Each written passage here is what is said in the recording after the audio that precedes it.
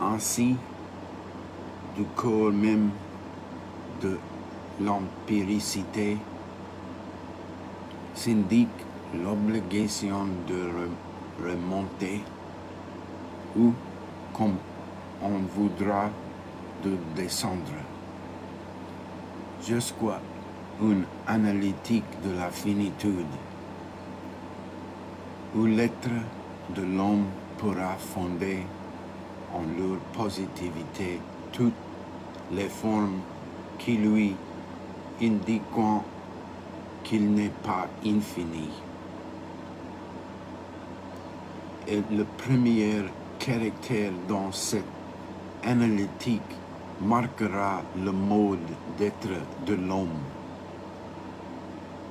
ou plutôt l'espace dans lequel elle se déploiera tout entière sera celui de la répétition, de l'identité et de la différence entre le positif et le fondamental. La mort qui ronge anonymement l'existence quotidienne du vivant est la même que celle fondamentale, à partir de quoi se donne à moi-même ma vie empirique. Le désir qui lie et sépare les hommes dans la neutralité du processus économique. C'est le même à partir duquel toute chose est pour moi désirable. Le temps qui porte les langages se loge en eux et finit par les user.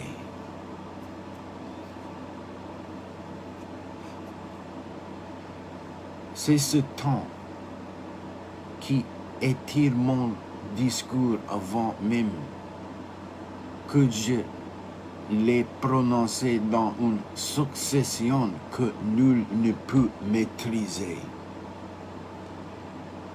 De bout à l'autre de l'expérience, la finitude à se répondre à elle-même. Elle est dans la figure de même l'identité et la différence des positivités et de leurs fondements. On voit comment la réflexion moderne dès la première amorce de cette analytique contourne vers une certaine pensée d'eux-mêmes, où la différence est la même chose que l'identité. L'étalement de la représentation, avec son épanouissement en tableau, tel que l'ordonnait le savoir classique. C'est dans cet espace mince et immense ouvert par la répétition du positif dans le fondamental que toute cette analytique de la finitude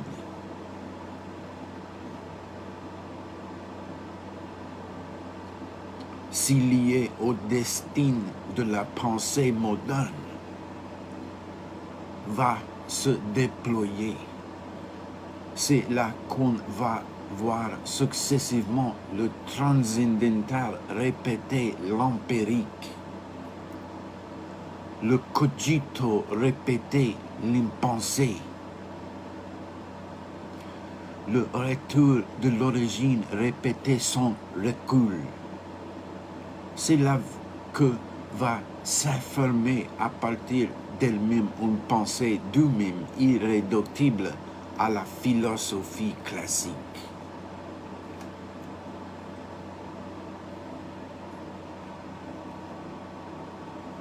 On dira peut-être qu'il n'était pas besoin d'attendre le 19e siècle pour que l'idée de la finitude soit mise au jour.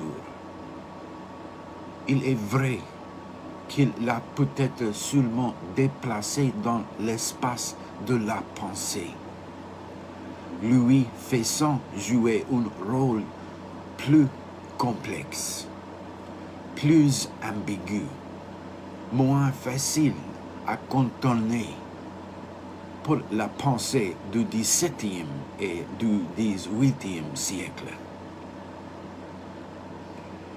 C'était sa finitude qui contraignait l'homme à vivre d'une existence animale, à travailler à la sueur de son front, à penser avec des mots opaques. C'était cette même finitude qui l'empêchait de connaître absolument les mécanismes de son corps,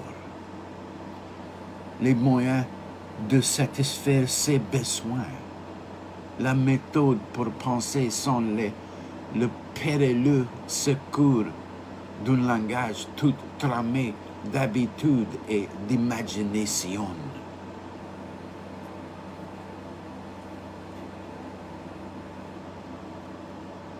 Comme une adéquation à l'infini, à la limite de l'homme, rendait compte aussi bien de l'existence de ces contenus empiriques que de l'impossibilité de les connaître immédiatement. Et ainsi, le rapport négatif à l'infini, qu'il fut conçu comme création ou chute, ou liaison de l'âme et du corps, ou détermination à l'intérieur de l'être infini.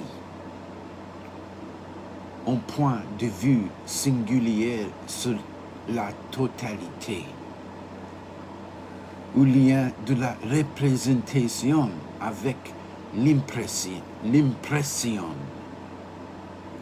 se donner comme antérieur à l'empiricité de l'homme et à la connaissance qu'il peut en prendre.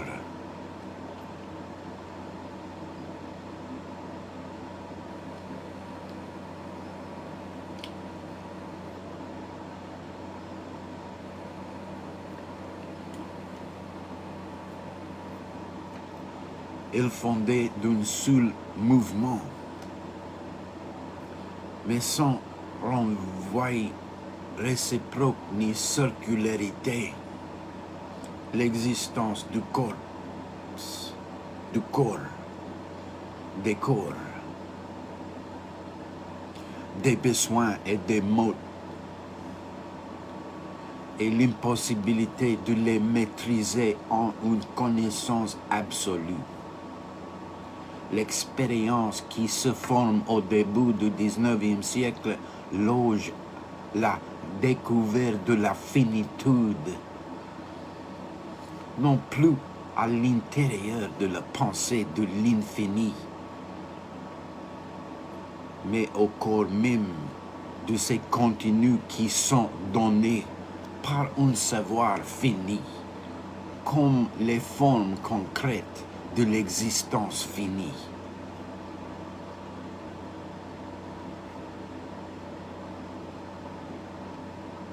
De là, le jeu interminable d'une référence redoublée. Si le savoir de l'homme est fini, c'est parce qu'il est pris sans libération possible dans les contenus positifs du langage, du travail et de la vie. Et inversement, si la vie, le travail et le langage se donnent dans leur positivité, c'est parce que la connaissance a des formes finies. En d'autres termes, pour la pensée classique, la finitude, comme détermination positivement constituée à partir de l'infini, rend compte de ces formes négatives qui sont les corps, le besoin, le langage et la connaissance bornée qu'on peut en avoir. Pour la pensée moderne, la positivité de la vie, de la production et du travail, qui ont leur existence, leur historicité et leur loi propre,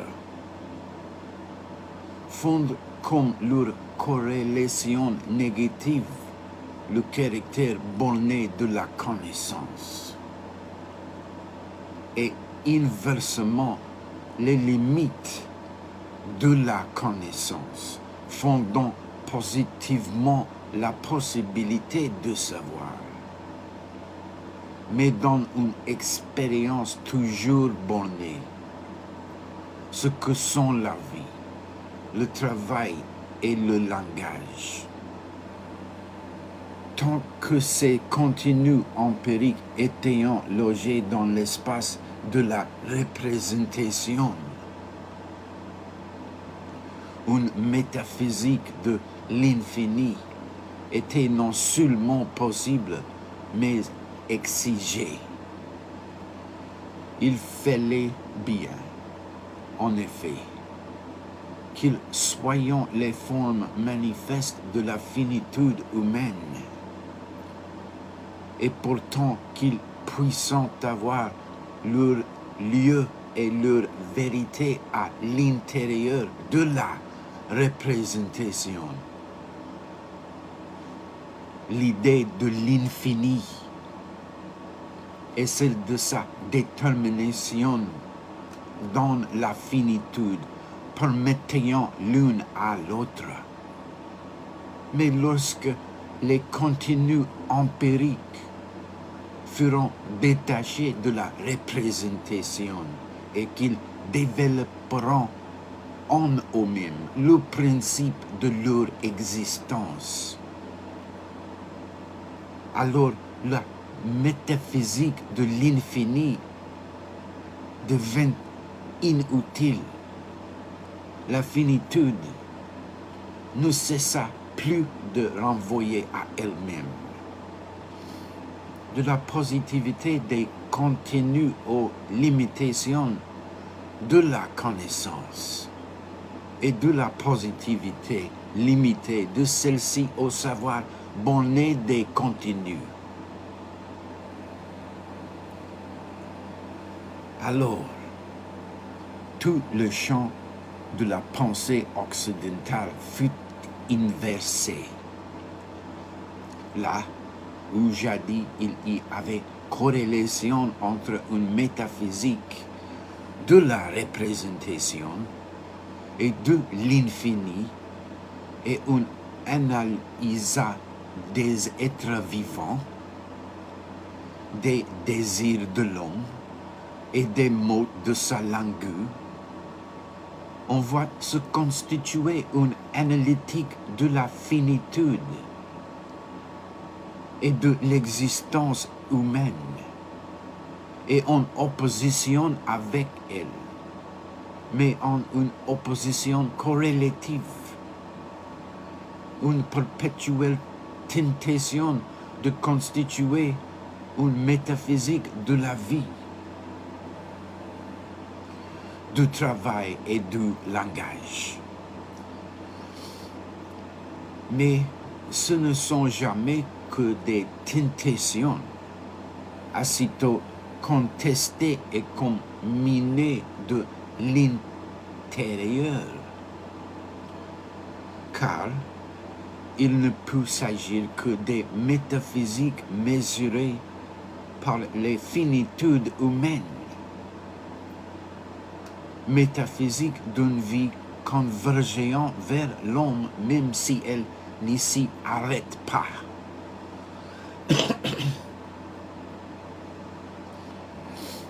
Métaphysique d'un travail libérant l'homme de sorte que l'homme en retour puisse s'en libérer. Métaphysique d'un langage que l'homme peut se réapproprier dans la conscience de sa propre culture,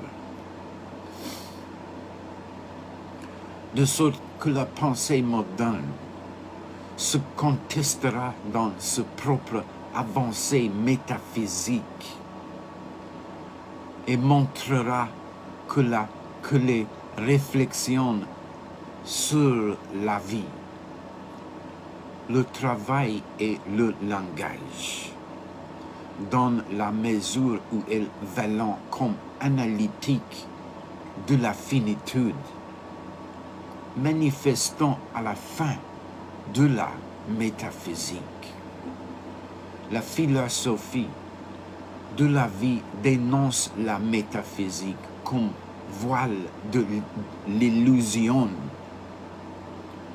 Celle du travail la dénonce comme pensée aliénée et idéologie. Celle du langage comme épisode culturel.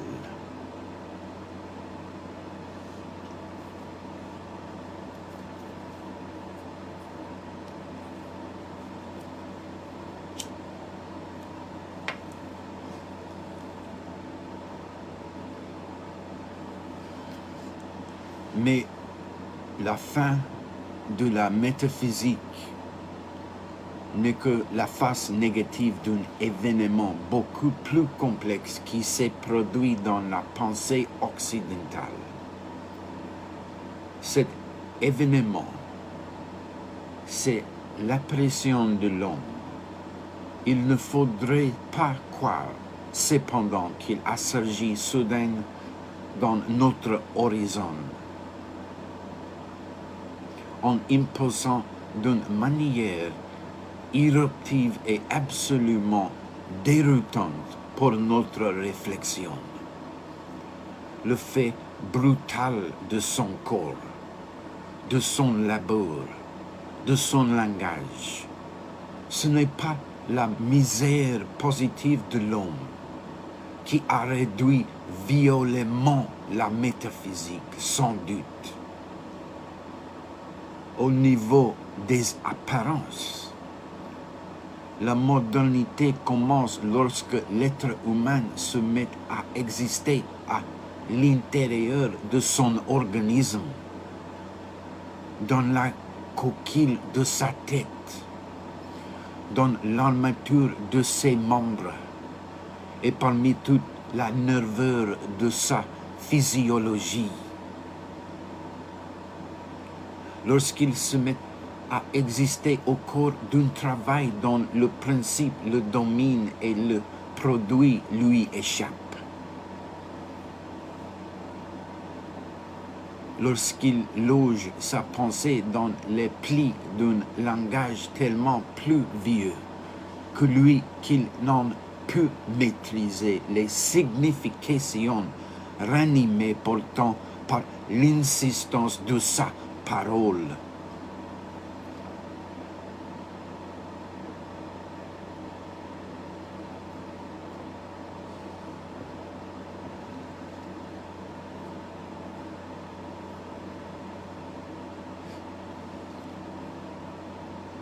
Mais plus fondamentalement, notre culture a franchi le seuil à partir duquel nous reconnaissons notre modernité. Le jour où la finitude a été pensée dans une référence interminable à elle-même. S'il est vrai, au niveau des différents savoirs, que la finitude est toujours désignée à partir de l'homme concret et des formes empiriques qu'on peut assigner à son existence. au niveau archéologique qui découvre l'a priori historique et général de chacun des savoirs, l'homme moderne, cet homme assinable en son existence corporelle, laborieuse et parlante, n'est possible qu'à titre de figure de la finitude. La culture moderne peut penser l'homme parce qu'elle pense le fini à partir de lui-même. On comprend dans ces conditions que la pensée classique et toutes celles qui l'ont précédée ayant pu parler de l'esprit et du corps, de l'être humain, de sa place si limitée dans l'univers, de toutes les bornes qui mesurent sa connaissance ou sa liberté. Mais qu'aucune d'entre elles, jamais, n'ait connu l'homme tel qu'il est donné au savoir moderne. L'humanisme de la Renaissance, le rationalisme des classiques ont bien pu donner une place privilégiée aux humains dans l'ordre du monde.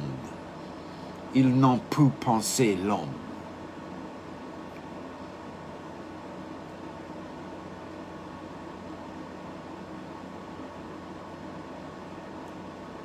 Part 4.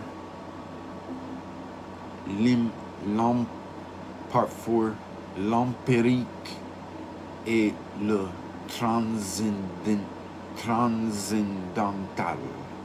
L'empirique et le transcendantal.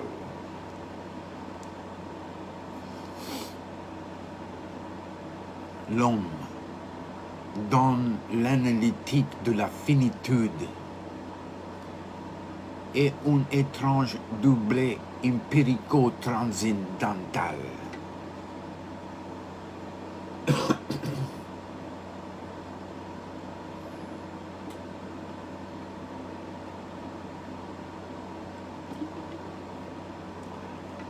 Puisque c'est un être tel qu'on prendre en lui connaissance de ce qui rend possible toute connaissance.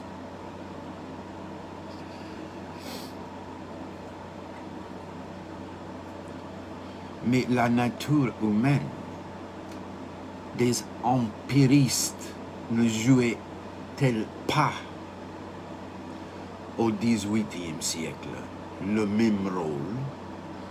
En fait, ce qu'on analysait alors, c'était les propriétés et les formes de la représentation qui permettaient la connaissance en général.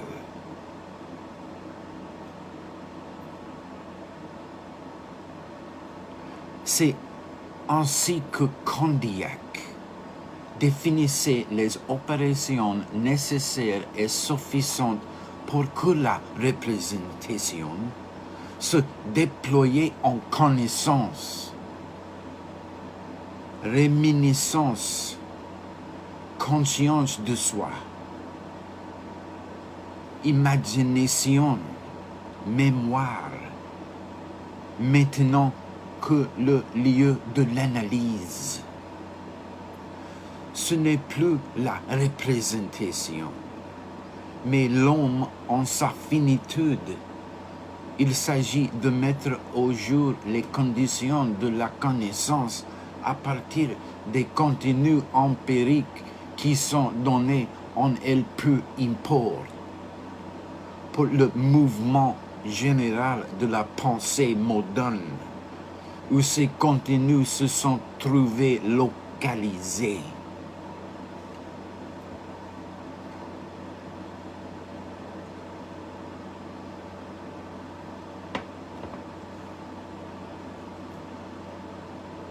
Le point n'est pas de savoir si on à chercher dans l'introspection ou dans d'autres formes d'analyse.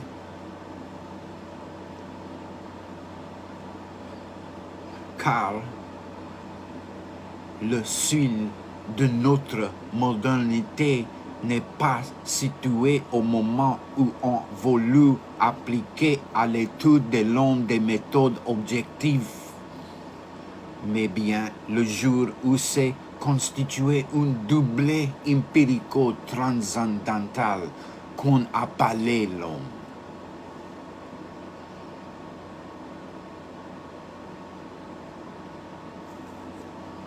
On a vu naître alors deux sortes d'analyses. Celles qui se sont logées dans l'espace du corps et qui, par l'étude de la perception, des mécanismes sensoriels, des schémas neuromoteurs, de l'articulation commune aux choses et l'organisme, ont fonctionné comme une sorte d'esthétique transcendantale. On y découvrait que la connaissance avait des conditions anatomo-physiologiques, qu'elle se formait peu à peu dans la nervure du corps, qu'elle y avait peut-être un siège privilégié, que ces formes en tout cas ne pouvaient pas être dissociées des singularités de son fonctionnement. Bref,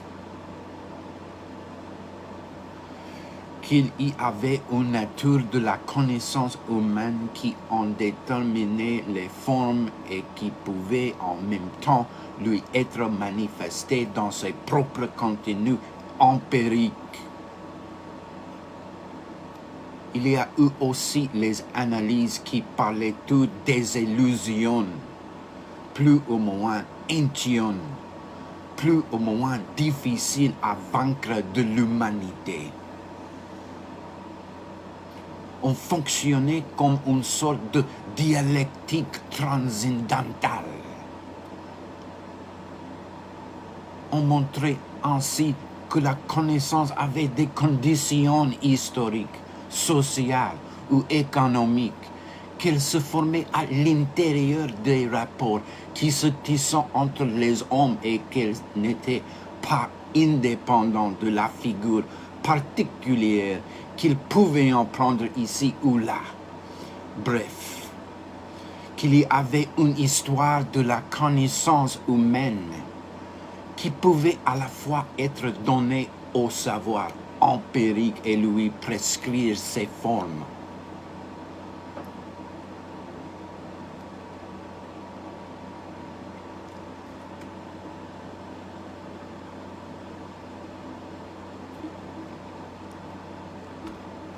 Or, ces analyses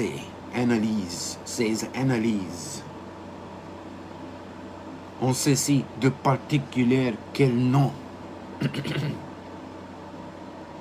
semble-t-il, aucun besoin les unes des autres, bien plus qu'elles pouvant se dépenser de tout recours à une analytique ou à une théorie du sujet. Elles prétendant pouvoir ne reposer que sur elles-mêmes, puisque ce sont les contenus eux-mêmes qui fonctionnent comme réflexion transcendantale.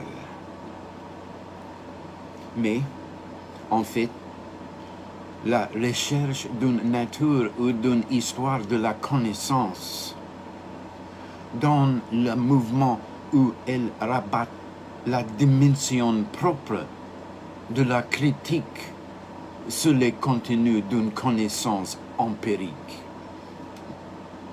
suppose l'usage d'une certaine critique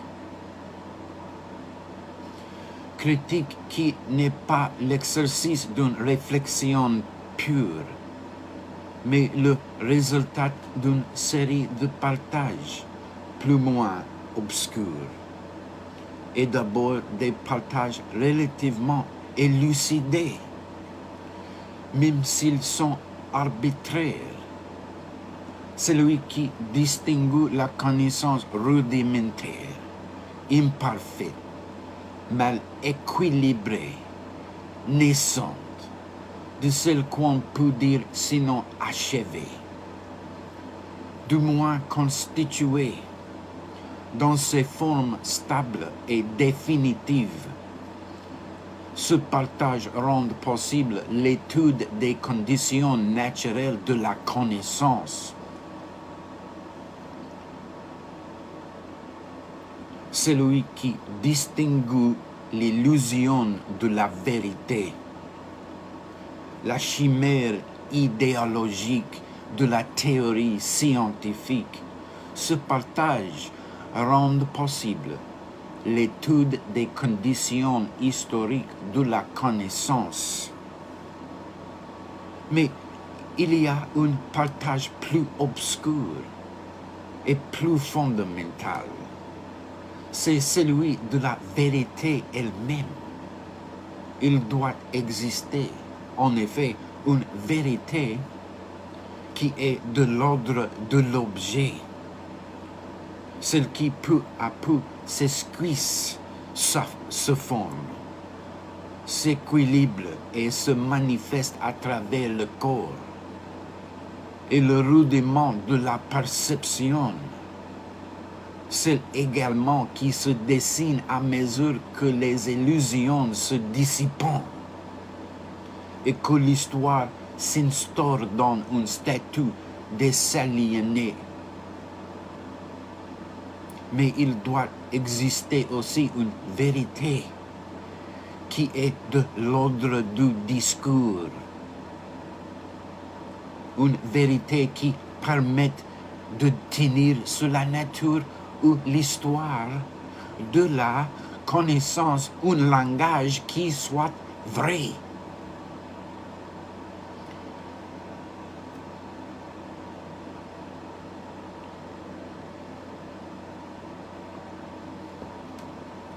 C'est le statut de ce discours vrai qui demeure ambigu, de deux choses l'une, où ce discours vrai trouve ce fondement et son modèle en cette vérité empirique dont il retrace la genèse dans la nature et dans l'histoire. Et on a une analyse de type positiviste. La vérité de l'objet prescrit, la vérité du discours qui en décrit la formation.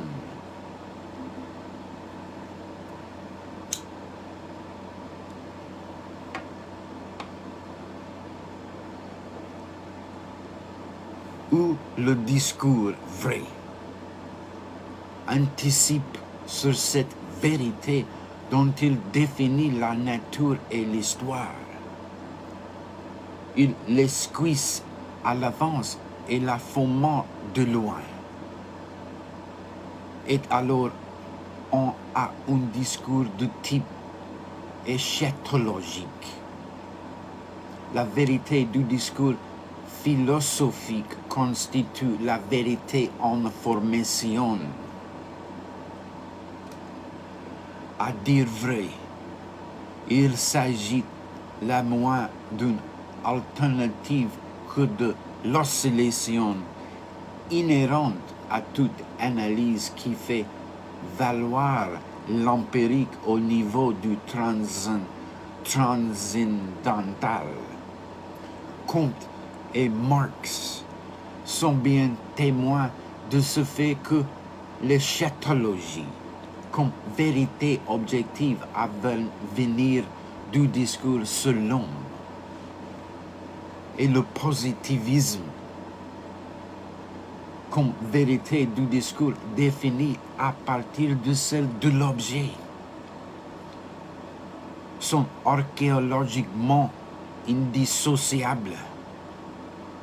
Un discours qui se veut à la fois empirique et critique ne peut être que d'une seule tenante, positiviste et eschatologique.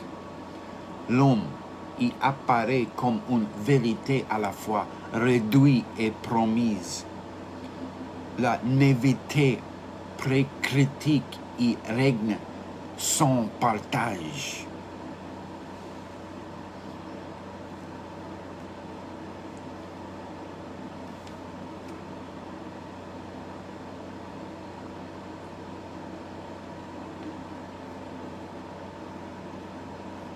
C'est pourquoi la pensée moderne n'a pas pu éviter. Et à partir justement de ce discours neuf, de chercher le lieu d'un discours qui ne serait ni de l'ordre de la réduction, ni de l'ordre de la promesse. Un discours dont la tension maintiendrait séparé l'empirique et le transcendantal, en permettant pourtant de viser l'une et l'autre en même temps. Un discours qui permettrait d'analyser l'homme comme sujet, c'est-à-dire comme lieu de connaissance empirique, mais ramené au plus près de ce qui les rend possibles, et comme forme pure immédiatement présente à ses contenus. Un discours en somme qui jurait par rapport à la quasi-esthétique et à la quasi-dialectique, et le rôle d'une analytique qui à la fois les fonderait dans une théorie du sujet et leur permettrait peut-être de s'articuler en ce terme troisième et intermédiaire où s'enracinerait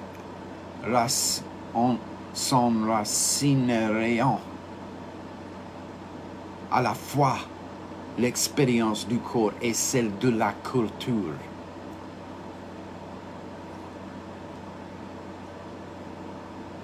Un rôle si complexe, si surdéterminé et si nécessaire.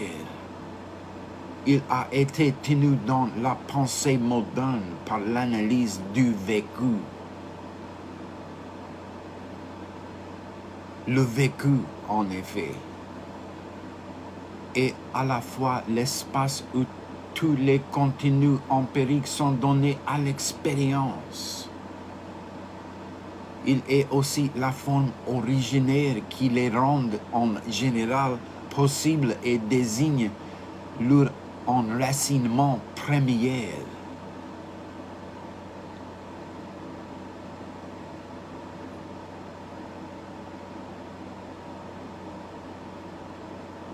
Il fait bien communiquer l'espace du corps avec le temps de la culture. Les déterminations de la nature avec la pesanteur de l'histoire, à condition cependant que le corps est à travers lui, la nature soyant d'abord donnée dans l'expérience d'une spatialité irréductible, et que la culture, porteuse d'histoire, soit d'abord éprouvée dans les médias des significations sédimentées. On peut bien comprendre que l'analyse du vécu s'est instaurée dans la réflexion moderne comme une contestation radicale du positivisme et de l'éschatologie.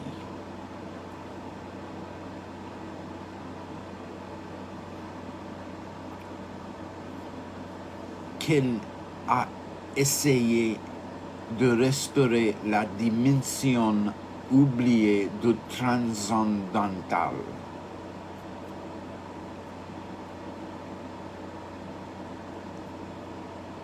Qu'elle a voulu conjurer le discours naïf d'une vérité réduite à l'empirique et le discours prophétique qui promet naïvement la venue à l'expérience d'un homme enfin.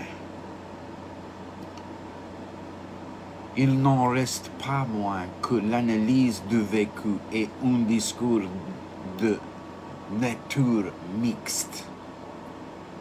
Il s'adresse à une couche spécifique mais ambiguë, assez concrète pour qu'on puisse lui appliquer un langage méticuleux et descriptif, assez en retrait cependant sur la positivité des choses pour qu'on puisse, à partir de là, échapper à cette naïveté, la contester et lui quérir des fondements.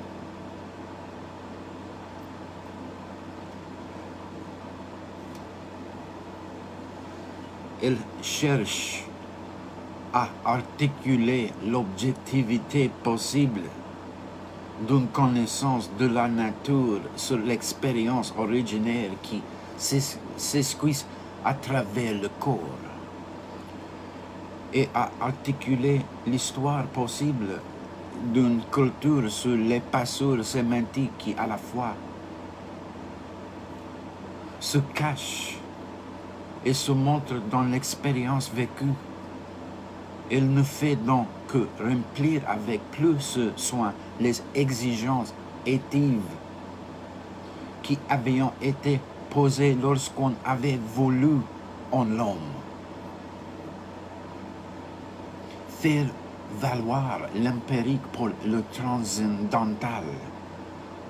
On voit quel réseau serait relié, malgré les apparences, les pensées de type positiviste ou eschatologique, le marxisme étant au premier rang, et les réflexions inspirées de la phénoménologie. Le rapprochement récent n'est pas de l'ordre de la conciliation tardive.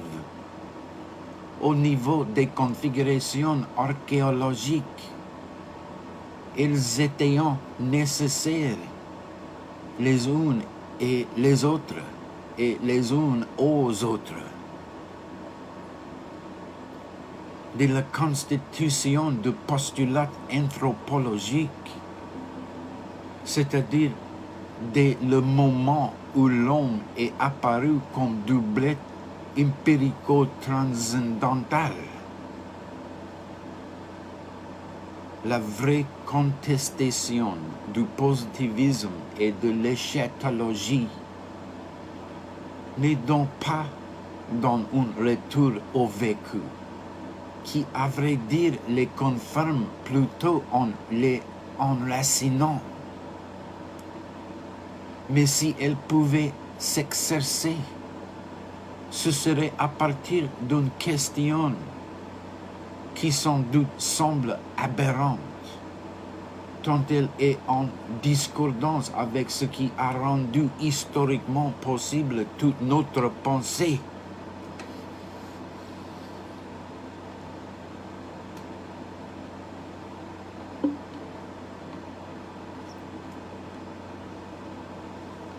Cette question consisterait à se demander si vraiment l'homme existe. On croit que c'est jouer le paradoxe que de se poser. Une seule instant, ce que pourrait entre le monde et le pensée et la vérité si l'homme n'existait pas. C'est que nous sommes si aveuglés par la récente évidence de l'homme, que nous n'avons même plus gardé dans notre souvenir le temps, cependant pour reculer ou existant le monde, son ordre, les êtres humains, mais pas l'homme. On comprend le pouvoir d'ébranlement, quoi peut avoir, et que garde encore pour nous la pensée de Nietzsche, lorsqu'elle a annoncé sous la forme de l'événement imminent, de la promesse menace, que l'homme bientôt ne serait plus, mais le seront, ce qui, dans une philosophie du retour, voulait dire que l'homme, depuis bien longtemps déjà,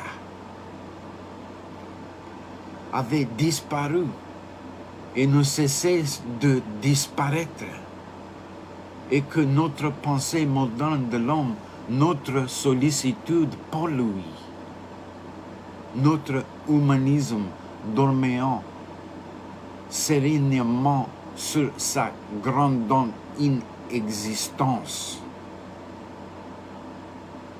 nous qui nous croyons liés à une finitude qui n'appartient qu'à nous et qui nous ouvre par le connaître, la vérité du monde. Ne faut-il pas nous rappeler que nous sommes attachés sur le dos d'un tigre? Part 5. Le cogito et l'impensé. Si l'homme est bien dans le monde, le lieu d'un redoublement empirico-transcendantal, s'il doit être cette figure paradoxale où les contenus empiriques de la connaissance délivrant, mais à partir de soi, les conditions qui les ont rendus possibles, l'homme ne peut pas se donner dans la transparence immédiate et souveraine d'un cogito. Mais il ne peut pas non plus résider dans l'inertie objective de ce qui, en droit, n'accède pas et n'accédera jamais à la conscience de soi. L'homme est un mode d'être tel qu'en lui se fonde cette dimension toujours ouverte, jamais délimitée une fois pour toutes, mais indéfiniment parcourue, qui va, d'une part de lui-même, qu'il ne réfléchit pas dans un cogito,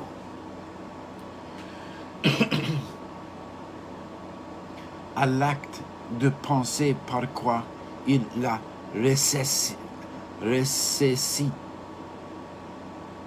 et qui, inversement, va de cette pure saisie à l'encombrement empirique.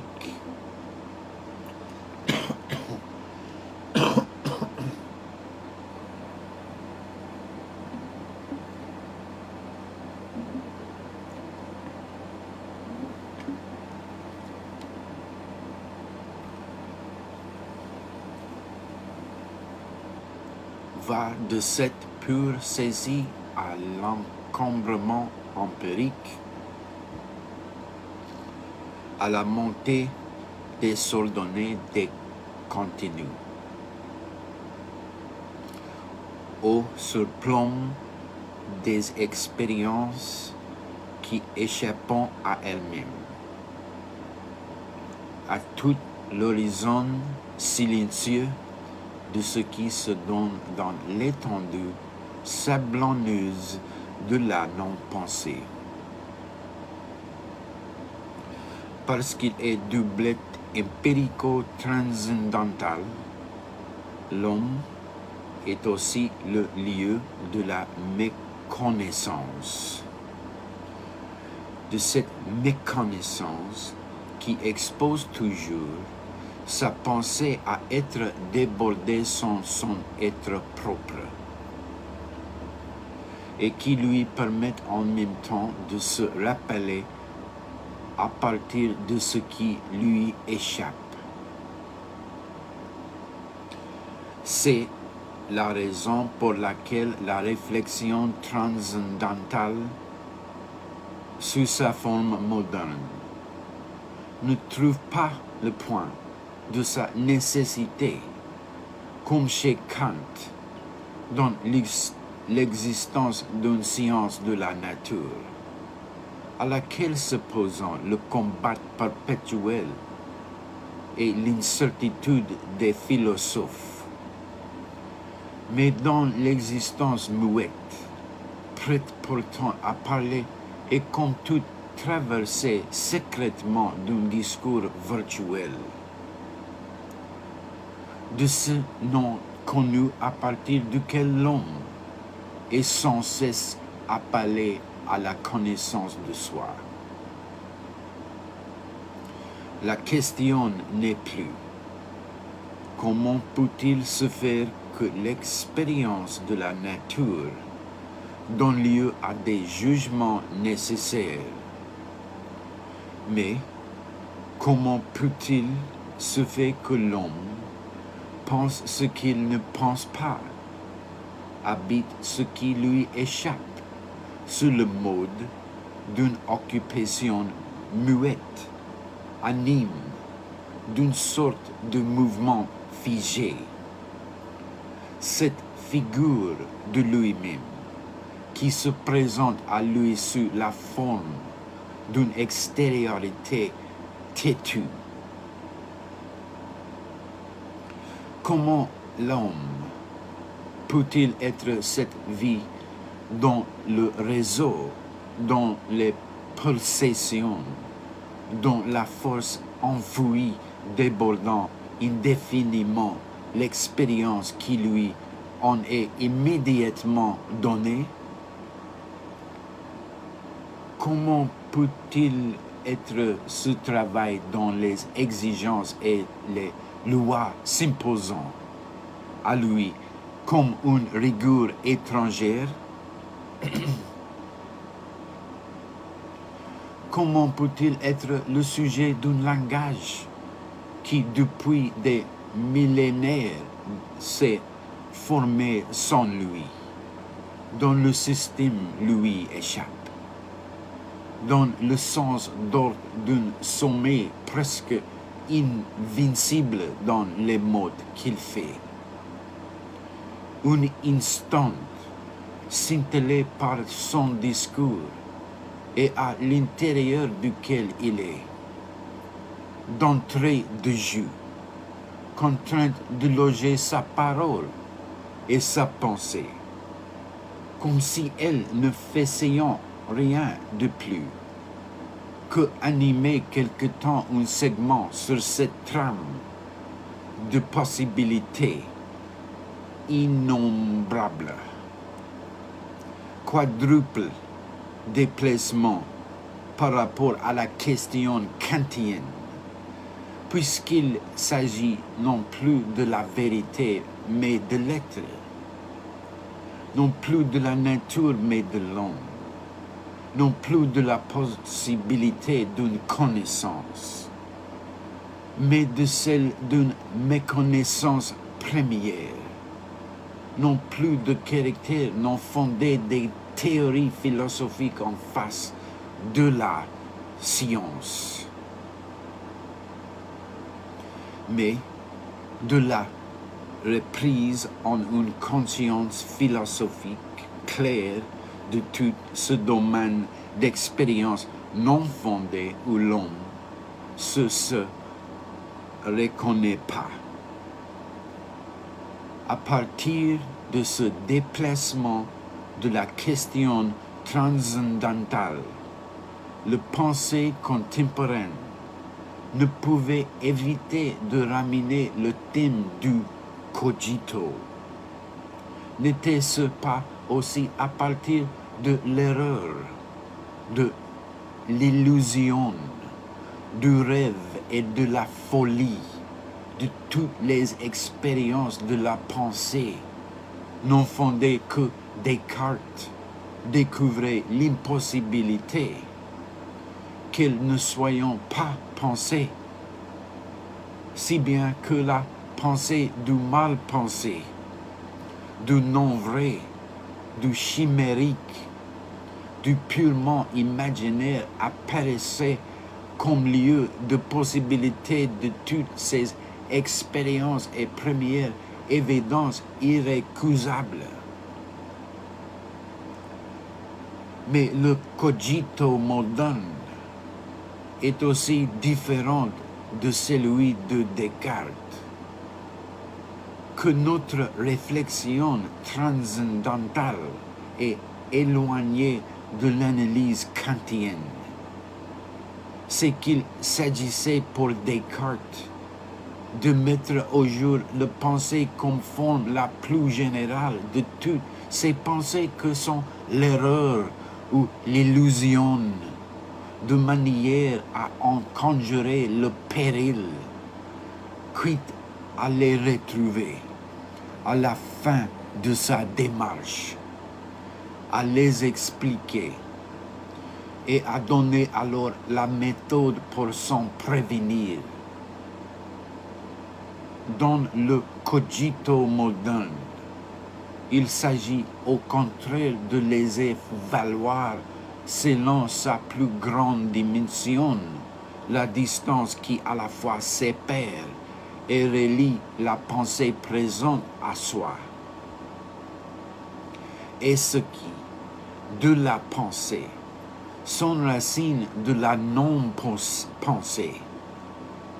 Il lui faut, et c'est pourquoi il est moins une évidence découverte qu'une tâche incessante qui doit toujours être reprise.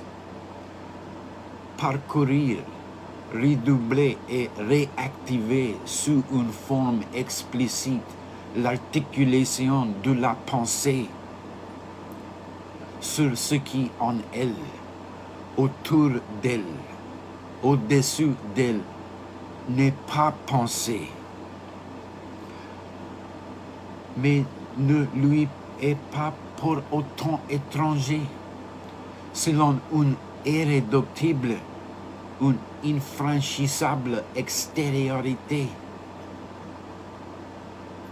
Sous cette forme, le cogito ne sera donc pas la soudaine découverte illuminante que toute pensée est pensée, mais l'interrogation toujours recommencée pour savoir comment la pensée habite hors d'ici,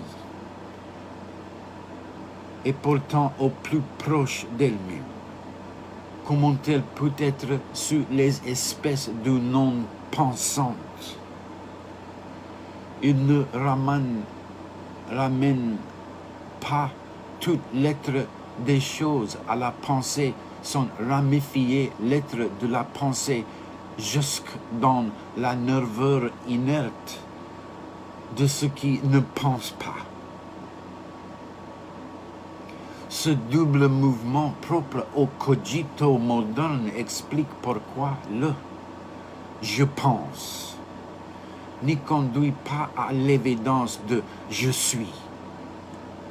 Aussitôt, en effet, que le « je pense » ne s'est montré engagé dans toute une épaisseur où il est quasi présent, qu'il anime mais sur le mode ambigu d'une ville sommeillant. Il n'est plus possible d'en faire suivre l'affirmation que je suis. Puis-je dire en effet, que je suis ce langage que je parle et où ma pensée se glisse au point de trouver en lui le système de toutes ses possibilités propres, mais qui n'existe pourtant que dans l'odeur de sédimentation qu'elle ne sera jamais capable d'actualiser entièrement. Puis, je dire que je suis ce travail que je fais de mes mains, mais qui m'échappe non seulement lorsque je l'ai fini, mais avant même que je l'ai entamé. Puis, je dire que je suis cette vie que je sens au fond de moi,